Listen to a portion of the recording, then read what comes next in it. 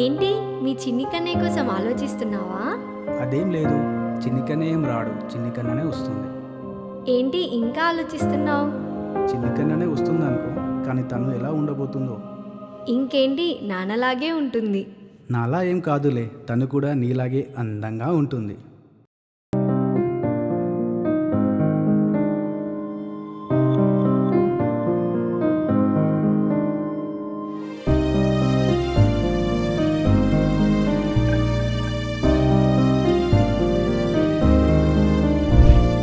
గుండెనల్లుకున్న జ్ఞాపకాల తోడుగా గాయమైన హాయి తీపి గురుతువే. వేలు పట్టి నువ్వే చిన్ని అడుగులేసిన ప్రేమనెంతో పంచే నిండు జాబిలి.